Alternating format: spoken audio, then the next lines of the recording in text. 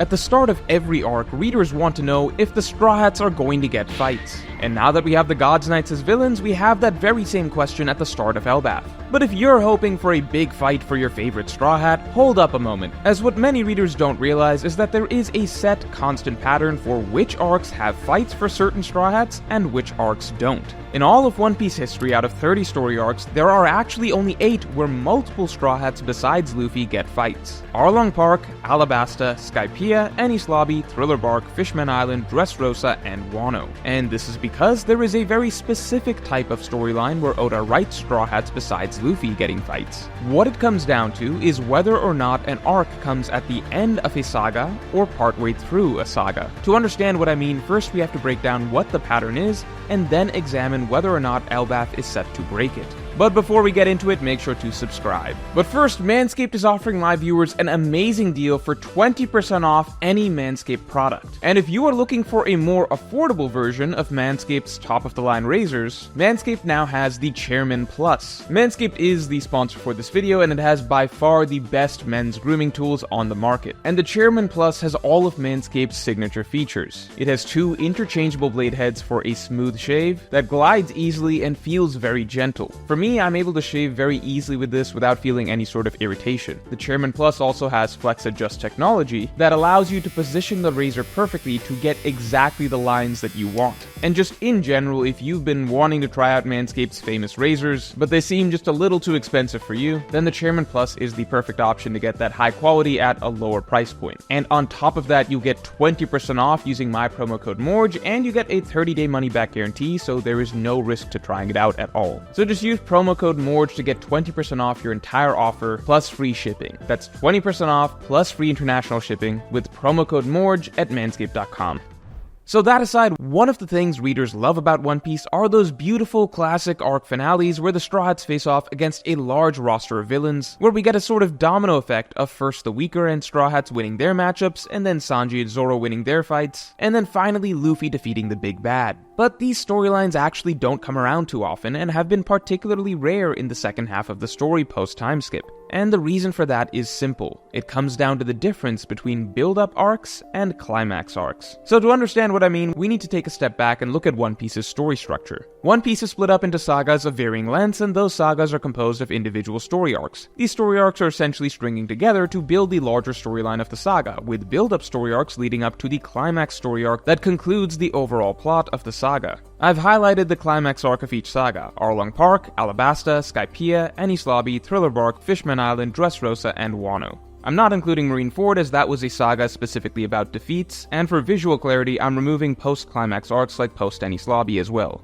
Now, you could be a stickler and argue that this Versus 4 Emperors saga has technically retroactively been strangely redubbed by Shueisha as 3 separate sagas, Zou, Whole Cake, and Wano, but narratively speaking, these 3 arcs are all functionally one saga, as they make up a singular overarching plot and conflict from start to finish, beginning with establishing the goal of taking on 2 emperors, Kaido and Big Mom, to take their road poneglyphs in Zou, and concluding with the final battle against Kaido and Big Mom, defeating them together at the finale of Wano, and thereby resolving the overarching conflict of the saga. It's essentially identical to the Baroque Works saga structure of having the goal of defeating Crocodile and saving Alabasta established in Whiskey Peak, and then the following arcs all leading up to the climax and resolution of this conflict. Detours such as Drum Kingdom are still naturally part of this saga, as it's still ultimately heading towards the conclusion of the primary conflict of defeating Crocodile in Alabasta, so Zou through Wano is, functionally speaking, a single saga no matter how you spin it. Especially considering the Whole Cake Island detour is very blatantly something that plays directly into building up the plot of the Wano arc climax in a much more concrete way than Drum Kingdom does to the Alabasta arc climax.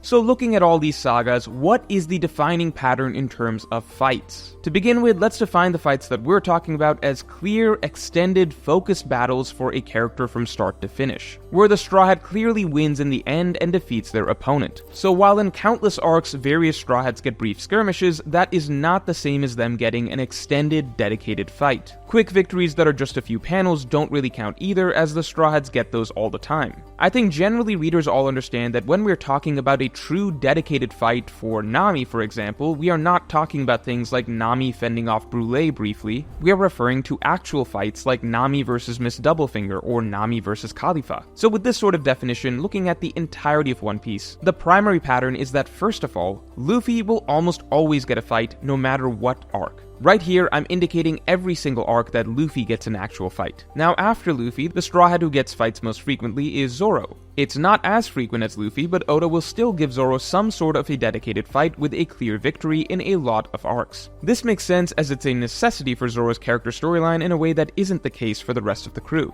But for the rest of the Straw Hats, suddenly the rule becomes very clear. The vast majority of Straw Hats are unlikely to get a dedicated fight in an arc unless it's the climax arc of a saga. So despite readers starting every new arc getting excited, speculating if the Straw Hats are going to get fights or not this arc, there's actually not really a mystery as to whether or not it's going to happen. The simple answer is that Oda gives the crew fights when he is closing out a storyline. If an arc is just a build-up arc to something else, then Oda is unlikely to dedicate story space for anyone besides Luffy, and sometimes Zoro, to get their own fight. It's only when we've reached the climax of a full storyline that the majority of the crew will get their fights. And interestingly, even then, it's not necessarily the case that literally every Straw Hat crew member gets a fight. As you can see, even in the climax arcs, there are still some Straw Hats that will miss out on fights here or there. But at least these are the arcs where we can expect multiple Straw Hats besides Luffy to actually get dedicated fights. But what's most interesting is that when looking at these climax arcs, there's even a clear correlation between how significant the Straw Hats fights are in these arcs and how much buildup there was leading up to that climax. For instance, I think that most would agree that outside of Chopper in Skypiea and Usopp in Thriller Bark, the fights for the rest of the Straw Hats in these two arcs were nowhere near as elaborate or intense as in, say, Alabasta or Enies Lobby, or even Arlong Park. Similarly, the Fishman Island fights weren't anywhere close to the level of the fights in Wano. And I think that's no coincidence, as the common pattern is that these sagas with weaker fights for the Straw Hats are also shorter sagas with very little build-up to their climax. A particularly interesting case is Dressrosa, as the Dressrosa saga itself is also arguably just another lead-up storyline to Wano, with it being referenced many times in story that the narrative from Punk Hazard to Wano is essentially one continuous train of dealing with the same conflict heading towards the same end villain. Doflamingo himself is framed multiple times as being essentially a sort of mini-boss on the way to the main boss Kaido. And so the Dressrosa saga is almost this sort of unique hybrid situation, where it is technically defined as its own saga, and on the one hand it does feel as though we do close out a clear chain of events between dealing with Caesar and Doflamingo's subordinates at Punk Hazard, and then closing out Law's storyline and defeating Doflamingo himself in Dressrosa, before kind of resetting in Zou to really turn attention to taking on the bigger threats Yonko Kaido and Yonko Big Mom. But at the same time, at the end of the day, Punk Hazard and Dressrosa are still explicitly lead-up arcs to the big showdown in Wano. So that strange hybrid situation with Dressrosa technically being the conclusion of its own saga, but at the same time a halfway point in concluding a larger storyline, is also reflected in its fights. Because technically, the majority of Straw Hats in Dressrosa got fights, with Luffy vs Doflamingo, Zoro vs Pika, Frankie vs Senor Pink, and Usopp vs Sugar. But at the same time, the other half of the Straw Hats aren't even on the island, and the fights that we do get for the Straw Hats who are on the island are very diluted, with Zoro low-diffing Pika, Frankie holding back a lot, and while Usopp does get a full chapter dedicated to taking down Sugar, it's not a traditional back-and-forth fight. Robin, of course, doesn't even get a dedicated 1v1. So with Dressrosa, Oda was kind of half in. He only kind of went halfway towards giving the Straw Hats fights, kind of like how Dressrosa itself is halfway a conclusion to a major storyline. So to sum up, the clear defining pattern is that while Luffy is likely to get a fight in most every arc, regardless if it's a build-up arc or a climax arc, and Zoro may occasionally get a fight in a build-up arc, beyond that, Oda doesn't really give fights to the rest of the crew unless it's a climax arc. And the more build-up to the climax, the more significant and intense the Straw Hats fights will be in that climax arc. This also explains why even in several huge and extremely notable arcs, such as Whole Cake Island and Egghead, two of the longest arcs in all of One Piece, even in these arcs, only Luffy really got a dedicated solo fight, because ultimately these were not climax arcs, they were build-up arcs. Despite how long Whole Cake Island was, it was still ultimately lead up to the Wano arc, where the overarching plotline of defeating both Kaido and Big Mom would actually conclude. In Egghead, despite the fact that we were up against an entire Buster Call with CP0 agents, Dragons and Seraphim and Vice Admirals, we still got no fights for the Straw Hats, because even in an arc as long and significant as Egghead, it's ultimately just a build-up arc that's kicking off the final saga. Zoro was thrown a bone with Lucci and Egghead, which is probably the least panel time a matchup can have to qualify as an actual dedicated fight for a Straw Hat, but that was it. Outside of that, in Whole Cake and Egghead, the rest of the Straw Hats were not given dedicated fights, despite the arcs being so large, with such high stakes, and with so many enemies to go around, which seems to really cement that no matter how many chapters an arc goes, no matter how high stakes the conflict becomes, if it's a build-up arc and not a climax arc that's concluding a storyline, then the majority of the crew is not getting a fight. So on paper, this suggests to me that even in this all-important final saga of One Piece, we may genuinely have to wait till the actual final war before all the Straw Hats are given dedicated matchups again. Bottom line, that's not a good sign for Elbaf. At least if you were looking forward to all the Straw Hats, or even several Straw Hats getting a fight against the Gods Knights. Now remember, Elbaf is still likely to be a phenomenal arc regardless of whether or not it concludes with the Straw Hats getting victories against Gods Knights. I personally consider Whole Cake Island and Egghead Island to be the best arcs of the post-time skip because they both feature such phenomenal character writing, and I believe Elbaf is set up to feature that in spades as well. But this vision of the Straw Hats getting real, dedicated 1v1 fights with the Gods Knights may not come to fruition, at least for Straw Hats not named Luffy or Zoro. Now the bright side is there are a few signs that Oda may break his usual pattern for this arc that I will get into shortly. But first, let me quickly break down several signs that support the notion that this may not be an arc that concludes with notable fights for the crew. To begin with, we know that the final war is on the horizon, and ultimately the world government and really the Celestial Dragons are the ones who need to be defeated. The Gods Knights have been built up as the Celestial Dragons' most important military arm, as by the end of the story we have no idea how many Marines would even side with the Celestial Dragons once the Celestial Dragons begin to literally commit genocide across the globe. For the Celestial Dragons to have a serious military force in the final war, it's likely the Gods Knights are not going to be eliminated here in Elbaf. I think it's a lot more likely that the Gods Knights are being introduced as villains in Elbaf to play a similar role that the Gorosei and the Seraphim did in Egghead. In Egghead, the Straw Hats fought the Gorosei and the Seraphim, but notably the Straw Hats did not actually defeat any of them in dedicated fights. They had skirmishes, but no conclusive battles. This is because the Gorosei and the Seraphim are both being saved as endgame villains for the Celestial Dragon's side.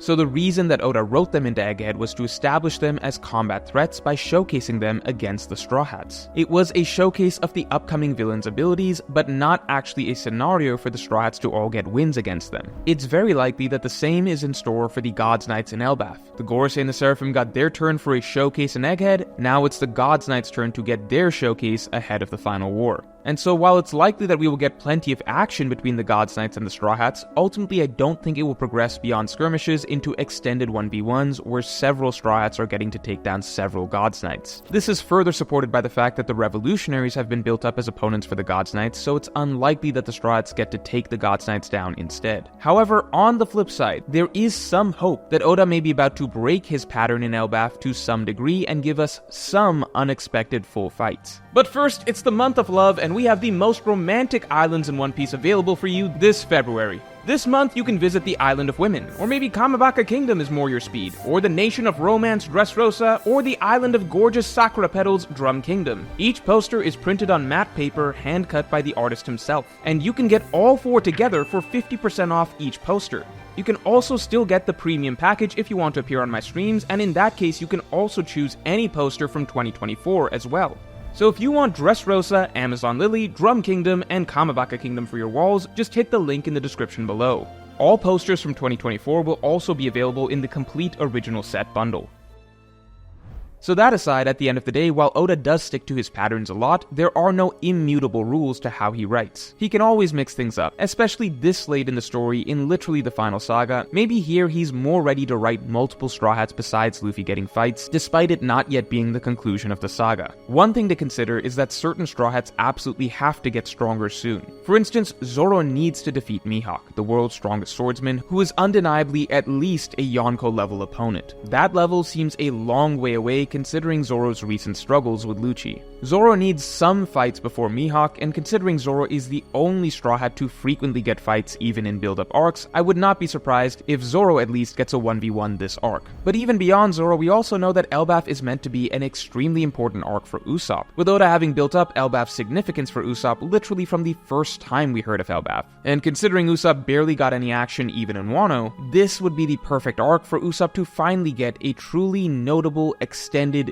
dedicated fight in the New World. Even then, it's tricky, as often with Usopp, his most significant arcs actually don't feature him getting an extended battle, such as the Water 7 Enies Lobby storyline, and even the Sugar battle in Dressrosa was again more of a single drawn-out moment. But still, if any Straw Hat besides Luffy and Zoro has a high chance of getting a fight this arc, it would be Usopp. I would also argue that out of all of the Straw Hats, Sanji also desperately needs a fight, because if he is supposed to reach Prime Gaban level at the end of the story, then it's hard to imagine Sanji jumping from fighting Queen to an endgame opponent that's at least Admiral level or higher, without at least beating some other opponent along the way. Lastly, while it is true that Oda likely needs to preserve the God's Knights for the final war, what's interesting is that the God's Knights are currently recruiting new members. As such, with the God's Knights, there is potential for them losing some members here in Elbaf, but then replacing them with stronger members, so that the God's Knights remain a threat heading into the final war. However, I will save my thoughts on that concept for a future video. Ultimately, I doubt that the God's Knights as a whole will be defeated here in Elbaf, however. So all things considered, I think the answer lies somewhere in the middle as to whether this will be an arc where the Straw Hats all get fights or not. This is likely to be an arc where the Straw Hats get a lot of skirmishes and action, with some Straw Hats such as Luffy, Zoro, possibly Usopp, and hopefully Sanji getting some legitimate battles, but I do not believe this arc has the level of build-up that you would expect of a storyline where the majority of the crew is going to get major 1v1s. I also think the huge X factor here is the red-haired pirates, who have been teased over and over as playing a major role in this arc, but who have yet to make an appearance. And the last time that we saw them, Oda was actually setting them up to have conflict with the Straw Hat Pirates, as I explained in more detail in this video. I don't think the God's Knights will be the only opportunity for action for the Straw Hat crew here. I think that Elbaf is set to be an arc to have a decent level of combat, but with not many conclusive 1v1s, as ultimately it should more so serve as a showcase for both the red-haired pirates and the God's Knights, prior to the start of the final war. We may see a few God's Knights fall in the process, but ultimately expect Elbaf to establish the future threat of the group, much like Egghead established the future threat of the Gorosei and the Seraphim respectively. So let me know how the conflict with the God's Knights will go down in the comments below, and if you enjoyed this video then definitely like and subscribe. And if you want to get my extended thoughts on why Sanji is the biggest victim of Oda's arc-based pattern for fights, then you can listen to my podcast that just dropped by becoming a member or supporting me on Patreon, link in the description below.